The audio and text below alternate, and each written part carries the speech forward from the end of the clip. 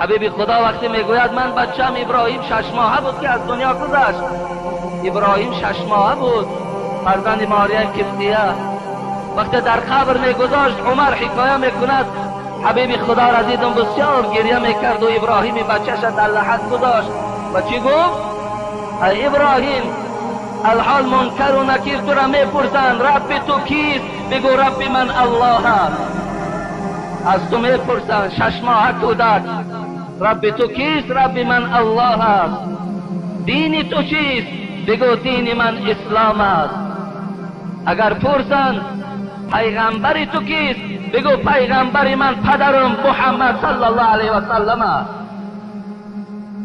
پدرم محمد است. رسول اکرم میگوید وقتی پشت نگاه میکنم عمر مثل کودک گریه میکند. گفتم عمر سبب گریه در چیست؟ و ای حبیب خدا وقتی ابراهیم 6 ماهه را پرسند عمر هلاک میشود. 6 ماهه ابراهیم که پرسند حال عمر چی میشود؟ سعد ابن معاذ رحمت الله علیه یکی از بنده های صالح پروردگار بود که حتی در صحیح بخاری میگذرد وقتی روح سعد ابن معاذ از بدن او جدا میشد و وقتی روح او به سوی عرش رفت حبیب خدا گفت عرش پروردگار از شادی در حرکت در آمد. سعد ابن معاذ 70,000 ملائک در حدیث ها میگوید در جنازه سعد ابن معاذ اشتراک داشتند. حبیب خدا میگوید یک روی مالچه سعد ابن معاذ از دنیا و آنچه در دنیاست بهتر بود.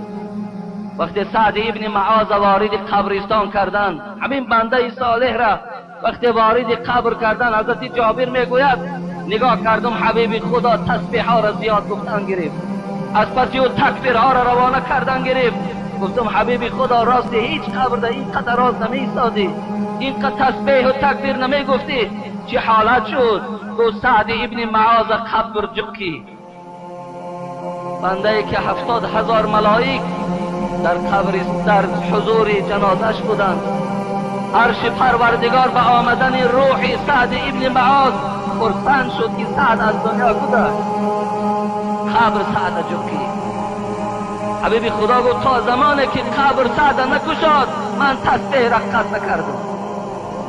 پروردگارا ما را از جکش قبر نجات بده، ما را از فتنه های قبر پروردگارا نجات بده. همنشینان تو در زیر لحد خاک شدند، همنشینان تو در زیر لحد خاک شدند.